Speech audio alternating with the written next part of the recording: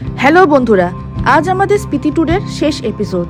আগের দিন আপনারা দেখেছিলেন আমাদের মানালি সাইট সিং, ভোরে বিয়াস নদীর ধারে সুস্মিত, বিভাসদা আর অরিন্দমদার হেঁটে চলা, তারপর ব্রেকফাস্ট সেরে হিড়িম্বা টেম্পল, বীর গডোৎকচ টেম্পল, বশিষ্ঠ মুনির আশ্রম আর মানালি মনেস্ট্রি ঘোরা, আর শেষে মানালি ম্যালে কেনাকাটা। আজ আমরা বেরিয়ে পড়েছি মানালি থেকে বাড়ি ফেরার পথে। বিয়াস নদীর তাণ্ডবে যেসব রাস্তা ক্ষতিগ্রস্ত হয়েছে সেগুলি পেরিয়ে পৌঁছবো কুলুর একটা শালের দোকান আর আপেলের পাইকারি মার্কেটে কিছু শপিং করতে। তারপর বহু টানেল পার করে আমরা পৌঁছে যাব সুন্দরনগরে মানালি সুইটসে, যেখানে সুস্মিতের 21 বছর পর ছোটবেলার বন্ধুর সাথে দেখা হবে। একদম ইমোশনাল এক মুহূর্ত। তারপর চণ্ডীগড় পৌঁছে অনুজজিকে বিদায় জানিয়ে স্টেশন পাড়ার হোটেলে রাত কাটানো। পরের দিন ভোরে শতাব্দী ধরে দিল্লি, যেখানে তিন্নি আর টুটুলদা তাদের পথে বেরিয়ে যাবে, আর আমরা বিকেলের রাজধানী ধরে ফিরবো শিয়ালদা। এইভাবে শেষ হচ্ছে আমাদের আজকের এপিসোড আর এক অসাধারণ Spiti Manali tour.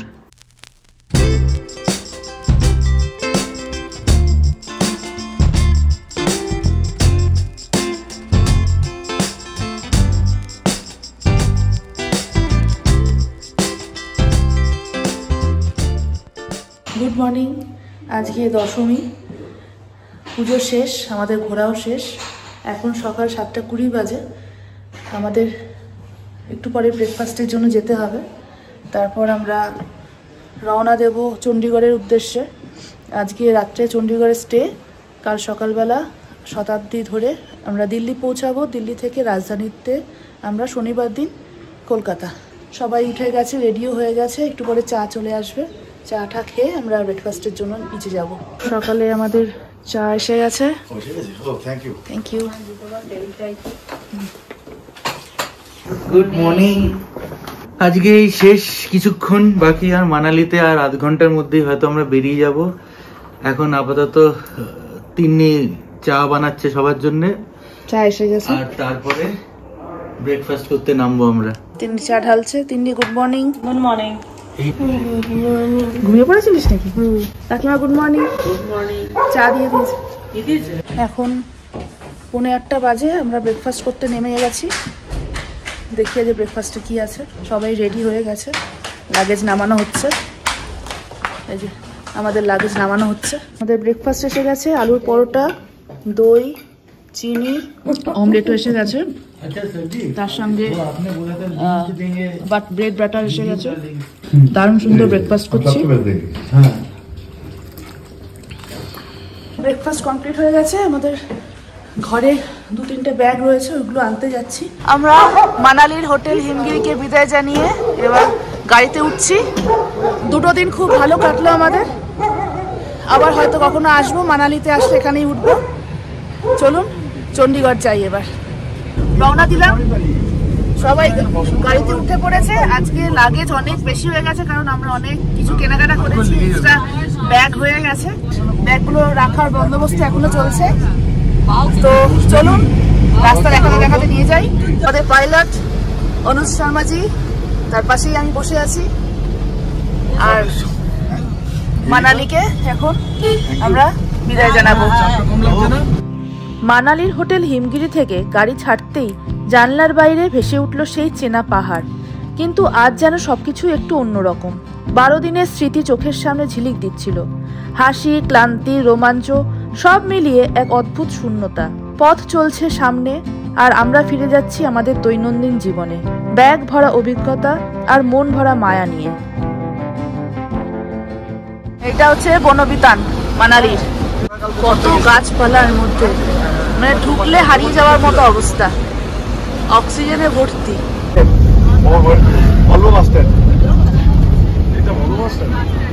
Volvo bus stand মানালির। রাস্তা দিয়ে যেতে যেতেই চোখে পড়ল প্রকৃতির নির্মম শক্তির দাগ। বিয়াস নদীর প্রবল স্রোতে ঠিক 1 মাস আগেই পুরো রাস্তাঘাট জলের তলায় ভেসে গিয়েছিল। ভাঙা পিচ, উল্টে থাকা পাথর, কেটে যাওয়া পথ, সব মিলিয়ে যেন নীরব সাক্ষী সেই ধ্বংসের রাতের। আমরা সেই দাগগুলো পাশ কাটিয়ে এগোতে লাগলাম, মনে এক অদ্ভুত শিহরণ নিয়ে। কিভাবে ভেঙেছে! আর এই নদীকে দেখে মনে হচ্ছে এটা এরকম তাণ্ডব করতে পারে। এই রাস্তাটা পুরোটা ধসে গিয়েছিল, নতুন রাস্তা বানানো হচ্ছে, তাই জন্য একটু অফরোডিং এখন রাস্তার কাজ হচ্ছে, রাস্তা খুব তাড়াতাড়ি ঠিক হয়ে যাবে।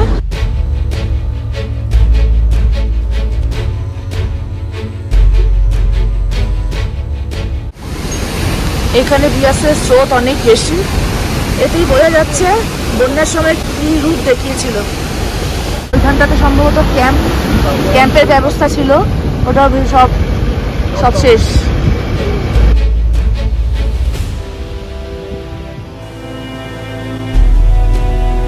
আপনারা যদি কেউ মনে করেন মানালি আসা যাবে কিনা, মানালি অবশ্যই আসা যাবে।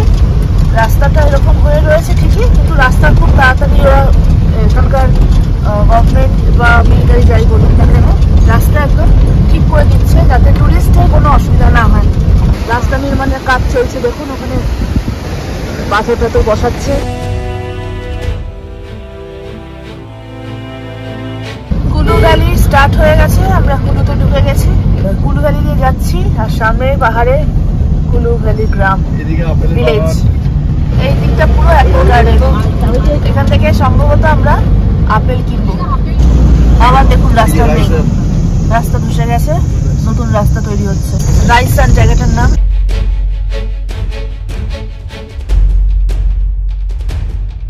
কতটা চওড়া রাস্তা ছিল আর কি অবস্থা দেখুন। অবস্থা টোল প্লাজা হাফ চলে গেছে জলের তলায়। টোল প্লাজা এখন বন্ধ, গাছের গুড়ি ঢুকে বসে আছে। এটাও পুরো জলের তলায় চলছে একেবারে।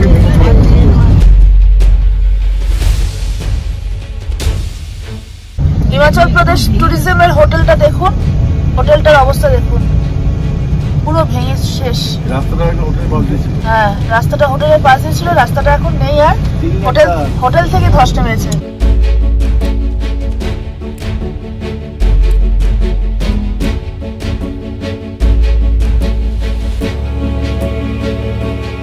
আমরা কুলুতে একটা শালের দোকানে এলাম, দিদি ভাই বোধহয় কিছু কিনবে, তো আমরাও যাচ্ছি দেখতে। শালের দোকানটার নাম হচ্ছে শিবম শাল ফ্যাক্টরি। এখানে অনেক ধরনের শাল, উলের শাল পাওয়া যায়, ইয়াকের, শিপের, আঙ্গোরার, মানে র্যাবিটের। চলুন দেখি।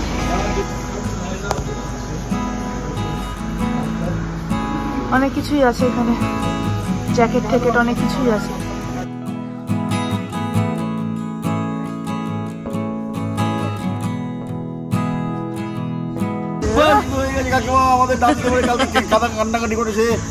আমরা কুলুতে এসে কুলু শালের একটা দোকানে দিলাম, সঙ্গে সঙ্গে আমাদেরকে সঙ্গে সঙ্গে টাকা বের করে দেন এবং সঙ্গে সঙ্গে আমরা করে দিলাম।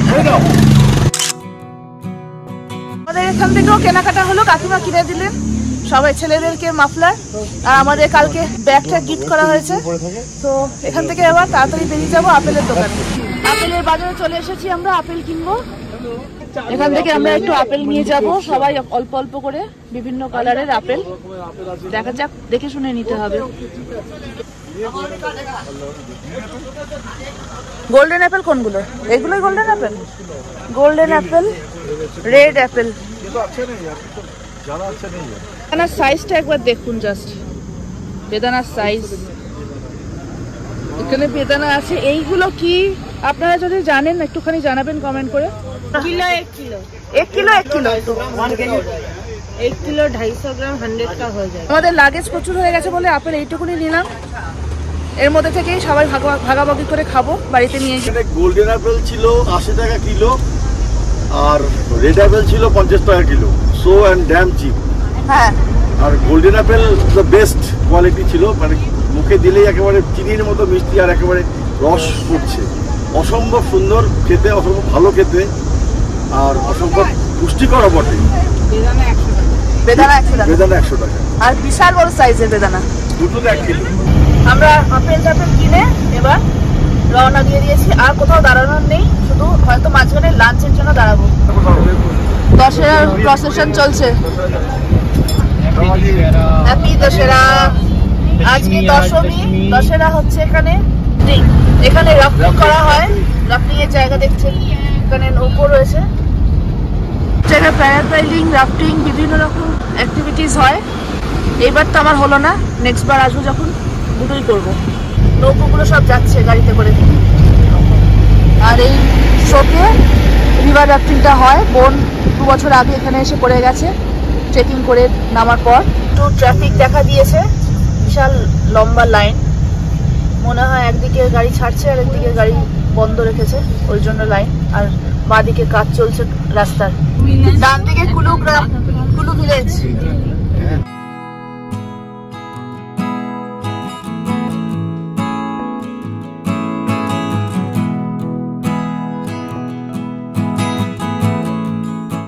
Second airport, second and last airport Himachal প্রদেশের সেকেন্ড এন্ড লাস্ট এয়ারপোর্ট ভুটান এয়ারপোর্ট। ডান দিকে দেখতে পাওয়া যাচ্ছে, রানওয়েটা দেখা যাচ্ছে।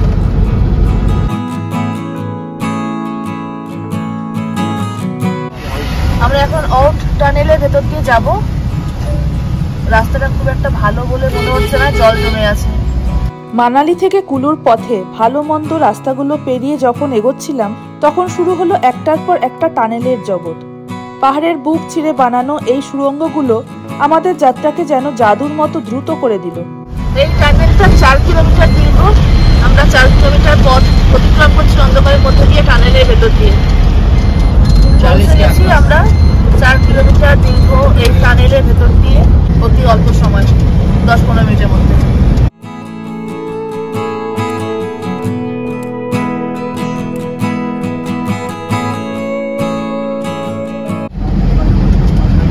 এই যে একটা ফ্লাইওভার, ওটা মাঝখান থেকে কেমন ভাবে ভেঙে গেছে। এই ফ্লাইওভারটাই ওই টানেলের একটা টানেল আছে যেটা এখন বন্ধ, ফার্স্ট টাইমে বন্ধ হয়ে গেছে, ওটার সাথে কানেক্ট করতো।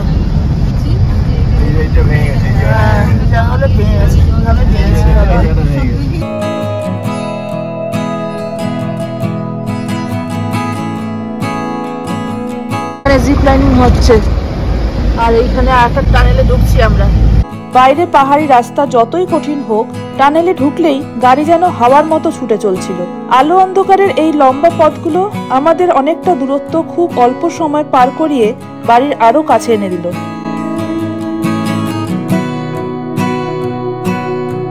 টানেলের ভেতর দিয়ে আসলাম বলে অনেকটা টাইম সেভ হয়ে গেল আমাদের, অনেকটা রাস্তা আমরা কভার করে ফেললাম।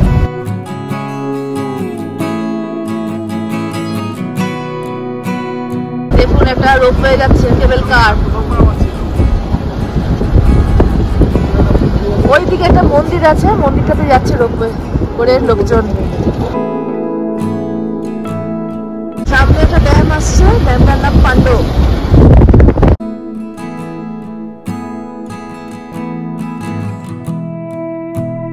আমরা একটু ব্রেক নিয়েছি, শ্রীকৃষ্ণ হোটেল অ্যান্ড রেস্টুরেন্ট এইটার সামনে দাঁড়িয়েছি। সবাই চা খাচ্ছে, সবাই না, টুটুলদা, বিভাসদা, অরিন্দমদা, সুস্মিত, তিন্নি চা খাচ্ছে, আর বাকিরা সব গাড়িতেই বসে আছে। এরপর ওরা খাওয়া দাওয়া হয়ে গেলে, আর অনুজি লাঞ্চ করছে, অনুজির খুব খিদে পেয়েছিল তাই অনুজি লাঞ্চ করছে। তো অনুজির খাওয়া হয়ে গেলে এদের চা খাওয়া হয়ে গেলে আমরা আবার রওনা দেবো। গাড়ি এগিয়ে চলেছে সুন্দরনগরের দিকে, আর আমার মনে অদ্ভুত উত্তেজনা। 21 বছর পর কলেজ জীবনের সেই বন্ধুর সাথে আবার দেখা হবে। জীবনের এত ওঠাপড়ার মাঝে এমন হঠাৎ সুযোগ বারবার আসে না, তাই মন চাইছে এই মুহূর্তটা কোনোভাবেই যেন হাতছাড়া না হয়। আমরা একটু সুন্দরনগর লেকের পাশে একটা ভালো দোকান আছে, মিষ্টির দোকান, মানালি সুইটস অ্যান্ড বেকার্স। এখানে দাঁড়িয়েছি। আমার কলেজের এক বন্ধু, বেসিক্যালি ও আমার থেকে একটু 1-2 বছর জুনিয়র ছিল। তো ও জানতে পেরেছে যে আমরা এখানে এসছি, আর ও বারবার করে বলছে ভাইয়া একবার মিলকে যাইয়ে। তো ফেরার সময় অন দ্য ওয়ে ওর সাথে দেখা করার জন্য এখানে দাঁড়িয়েছি। আসছে। কত বছর পর দেখা হচ্ছে? 2004-এর পর দেখা হচ্ছে। বাহ, এখানে অনেক কিছু পাওয়া যাচ্ছে, কেক টেক সব পাওয়া যায়। লস্যি নেবো আমরা, লস্যি খাবো, কিন্তু এখানে লস্যি নেই, তাই জন্য রসমালাই নেওয়া হয়েছে। দশমীতে মিষ্টি মুখ, তো দশমীতে মিষ্টি মুখ হালকা করে। শুভ বিজয়া দশমী আমরা এখন মিষ্টি মুখ করছি সুন্দরনগরের একটা বিখ্যাত তোমার sweet and Manali sweets and snacks corner. সবাই আমরা রসমালাই খাচ্ছি, রসমালাই। অবশেষে সেই বহু প্রতীক্ষিত মুহূর্ত, 21 বছর পর সুন্দরনগরে দেখা হলো সুস্মিতের শৈশবের বন্ধুর সঙ্গে। মনে হলো যেন সময় কোনোদিনই দূরত্ব তৈরি করেনি। আড্ডা, স্মৃতিচারণ আর মিষ্টি মুখে ভরে উঠল সময়টা। তারপর বিদায়ের মুহূর্ত এসে গেল। হাত নেড়ে শুভেচ্ছা জানিয়ে আমরা আবার রওনা দিলাম আমাদের দীর্ঘ যাত্রার পরবর্তী অধ্যায়। সুস্মিতের বন্ধুর ওয়াইফ এবং বাচ্চার সাথে আমরা সবাই দেখা করলাম।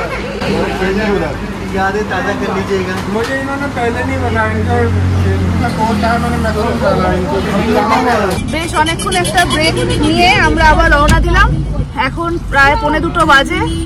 সামনে কোথাও হয়তো আমরা লাঞ্চ করবো, খুব খিদে পেয়েছে। মিষ্টি খেয়েছি ঠিকই, কিন্তু কোথাও একটা গিয়ে লাঞ্চ হয়তো করা হবে। আমরা এখন বিলাসপুরের কাছাকাছি, নদীর উল্টো দিকে বিলাসপুর। আর এই লেকটার নাম হচ্ছে মহাসাগর লেক।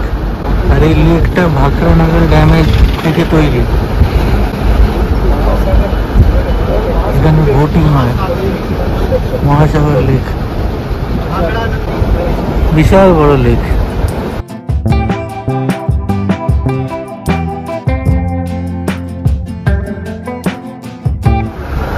আর 70 কিলোমিটার আর আমরা চণ্ডীগড় পৌঁছে যাব। জার্নি প্রায় শেষ। আমরা এখন পাঞ্জাবে ঢুকে গেছি আর একটা ধাবাতে এসে দাঁড়িয়েছি। অল্প করে লাঞ্চ করব, 3:30 বাজে লেট লাঞ্চ। আর এই ধাবাটার নাম হচ্ছে গিয়ে গৌরব বৈষ্ণব ধাবা, 100% ভেজ। যাই হোক, এসি আছে আর এখন প্রচুর গরম লাগছে, তাই জন্য এসি দেখে সবাই রেডি হয়ে গেল। আর এমনি মোটামুটি ধাবাটা দেখে ভালোই লাগছে। চল এবার এসিতে বসে খেতে হবে। সবাই বসে গেছি খেতে, কিন্তু এখন খাবার আসেনি। কি খাবার অর্ডার দেওয়া হয়েছে আসতে দেখাচ্ছি। গরমের মধ্যে সবার শরীর খারাপ লাগছে। বাটার তন্দুরি রুটি, প্লেন তরকা, আর এসছে এটাতে ফ্রেশ লাইম সোডা। কেমন গো? ঠিকঠাক। অরিন্দমদা মিষ্টি খাওয়াচ্ছে, মিষ্টি। Thank you অরিন্দমদা।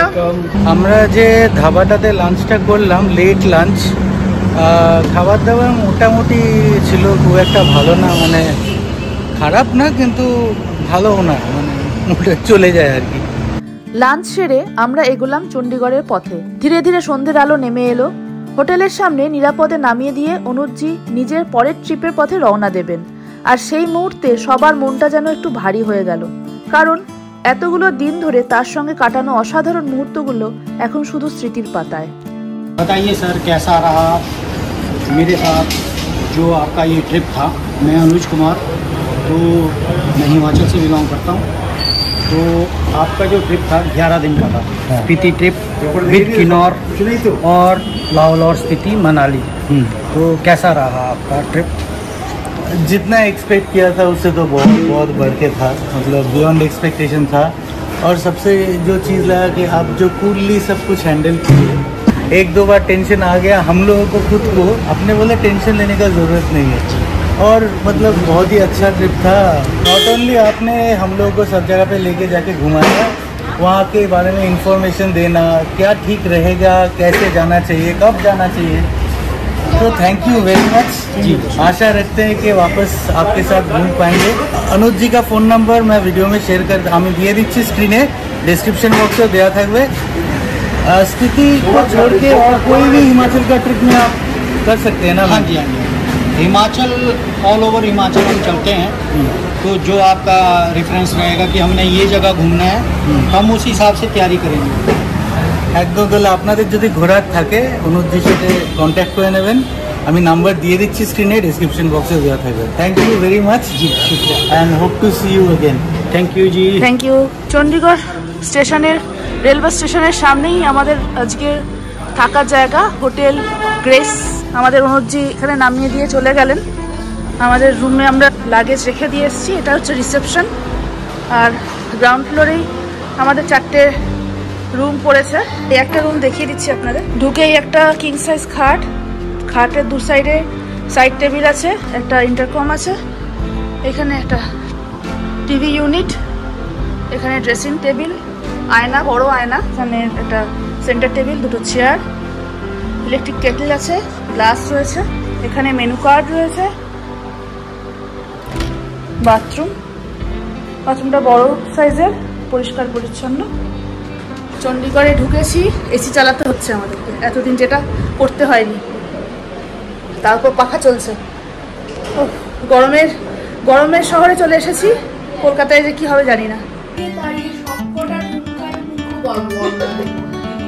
কি করছিস রে? আমি সব বর্ণনা শুনছি। রুমে বসে সবাই মিলে আড্ডা দিচ্ছি, ফ্রেশ হয়ে সব মেয়েরা, মহিলা মহল এখানে সব বসে আছে।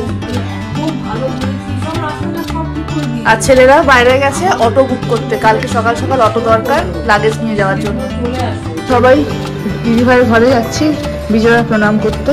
দেখি দিদিভাই রিয়াকশনটা কি হয়।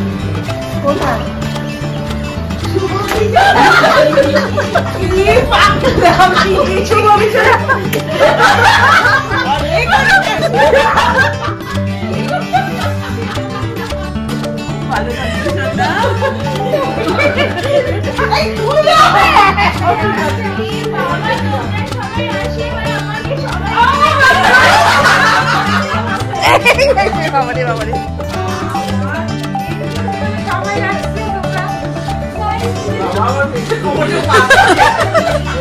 কত জনকে প্রণাম করতে হলো রে। রুমে বসে সবাই আড্ডা দিলাম, গল্প করলাম, কারণ আজকে লাস্ট আমাদের হোটেলে স্টে, সবাই একসাথে। কালকে ট্রেনে থাকবো, পরশুদিন বাড়ি। তো এখন 9:15 বাজে, এখন আমরা ডিনারে যাচ্ছি। চলুন দেখি ডিনারে কি দিচ্ছে। আমরা যাচ্ছি ডিনার করতে। এই তো এখানে ডিনার করতে বসে যাচ্ছি আমরা। এখানে কিছুজন, এখানে কিছুজন বসে যাবো আমরা। বর্দিভাই বসেছে আর এখানে বাকিরা সব বসে গেছে। এখানে আমাদের জন্য চিলি চিকেন এসছে 2 প্লেট, এখানে নুডলস আছে আর আমাদের ফ্রাইড রাইসও এসে গেছে। আমাদের ডিনার কমপ্লিট হয়ে গেল। আমি আর বোন ভেজ নুডলস আর চিলি চিকেন নিয়েছিলাম। সুস্মিত, তিন্নি, বিভাসদা, বর্দিভাই ফ্রাইড রাইস নিয়েছিল চিলি চিকেন সমেত। খাবার খুব ভালো খেলাম, পরিমাণটা অল্প কিন্তু টেস্ট খুব ভালো। যাই হোক, আমরা আজকে খুব পেট ভরে খেতে চাইছি না, কারণ কাল ভোরবেলা আমাদের আবার বেরোনোর আছে। 6:40-এ সম্ভবত ট্রেন। তো আমাদের এখান থেকে মোটামুটি 5:45-র সময় বেরিয়ে যেতে হবে লাগেজ নিয়ে। আজকে তাহলে এখানে শেষ করছি। গুড নাইট, কাল সকালবেলা আবার দেখা হচ্ছে।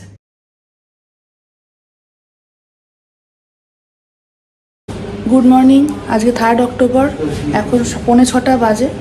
আমরা চণ্ডীগড় থেকে চেক আউট করছি।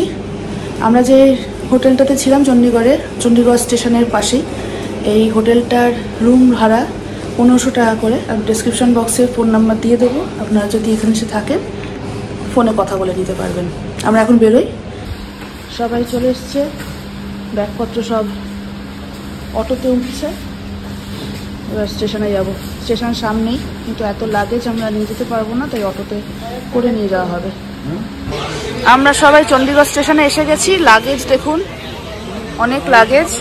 কিভাবে লাগেজ সেট করা হবে ট্রেনে সেটাই আলোচনা করা হচ্ছে, আর সিট নাম্বার দেখা হচ্ছে। আর ওই যে চণ্ডীগড় স্টেশনের হোর্ডিং, চণ্ডীগড় স্টেশনে দাঁড়িয়ে আছি আমরা। ট্রেন আসতে এখনো টাইম আছে, 6:43 না 6:50 বোধহয় আমাদের ট্রেন।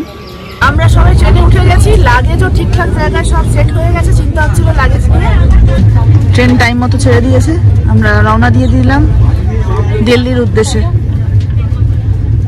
চা খাওয়ার জন্য দিয়ে গেছে বিস্কিট, আর এখানে সম্ভবত চায়ের কিট আছে, চা কফি খাওয়ার কিট রয়েছে।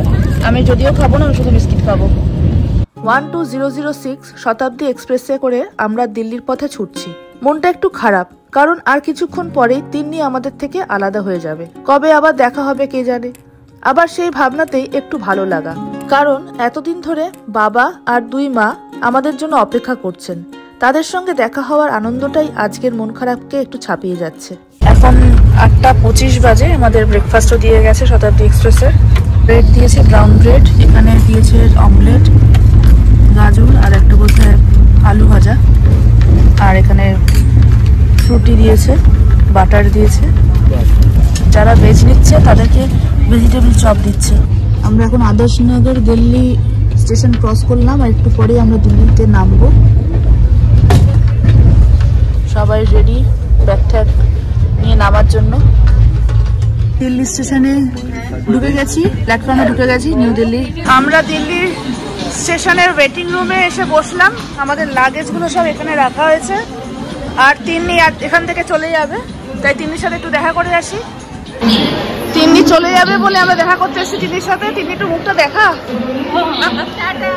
টাটা। কতক্ষণ লাগবে এখান থেকে মোটামুটি?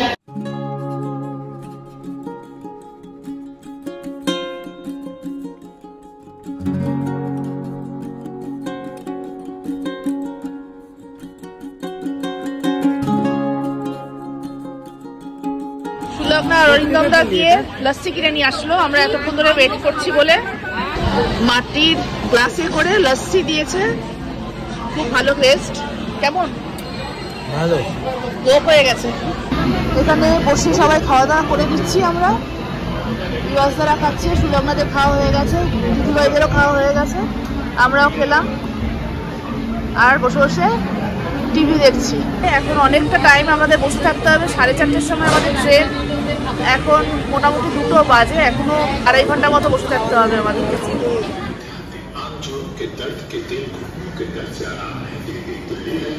আমাদের ট্রেনের টাইম হয়ে গেছে, আমরা নিজেদের লাগেজ নিয়ে 13 নম্বর প্ল্যাটফর্মে যাচ্ছি। অনেক লাগেজ হয়েছে, তাই জন্য লিফটে করে যাচ্ছি।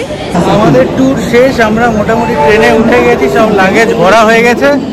আর এই পুরো ট্যুরের কৃতিত্ব একজনেরই, বিভাসদা। Thank you. একটা অসম্ভব একখানা, মানে কি বলবো, আমার ওয়ার্ড আসছে না, একটা অস্বাভাবিক ট্রিপ। সবাই মিলে একসঙ্গে গেলে এরকম মজাই হয়। শুধু একটাই দুঃখ, দুটো আলাদা আলাদা বগিতে আমাদের সিট হয়েছে। আমাদের ট্রেন ছেড়ে দিল, এখন 4:30 বাজে, একদম রাইট টাইমে ছাড়লো। আমরা বাড়ির দিকে রওনা দিলাম। বিভাসদা, বড়দি ভাই, সুলগ্না, অরিন্দমদা আর কাকিমার B8-এ সিট পড়েছে, আর আমাদের সুস্মিত, আমার, গুড়িয়ার আর দিদিভাই জিনার একসাথে পড়েছে B12-এ। তো আমরা একসাথে আছি, আর ওরা বেশ 3টে কম্পার্টমেন্ট আগে ওরা রয়েছে। ছাড়াছাড়ি হয়ে গেলাম এখান থেকেই আর কি। যাই হোক, ওদের সাথে হয়তো মাঝখানে দেখা হবে, অথবা একেবারে শিয়ালদার নেমে দেখা হবে। আমাদের স্ন্যাক্স এসছে, পুরো ভর্তি জিনিসপত্র। আমাদের ডিনার এসে গেছে, ডিনার আমাদের অর্ধেক খাওয়া হয়ে গেছে। ডিনারে দিয়েছে ভাত, রুটি দিয়েছিল, এখানে আলুর তরকারি ছিল, ডাল ছিল, আমাদের চিকেন। যারা ভেজ খাবে তাদের জন্য পনির, যেমন জিনা পনির দিয়ে খাচ্ছে, আর আমরা বাকিরা সবাই চিকেন দিয়ে খাচ্ছি। এখানে দইও দিয়েছে। খাবার কেমন বলো? ভালো, খাবার খুব ভালো, সবাই তৃপ্তি করে খাচ্ছে। আমাদের ডিনার কমপ্লিট হয়ে গেছে, এখন আমরা শোয়ার জন্য রেডি, সবাই শুয়ে পড়ছি। বেশি বাজে না, 9:30 বাজে। কালকে সকালবেলা দেখা হবে আপনাদের সাথে। Good night. Good night. Good night. Good night.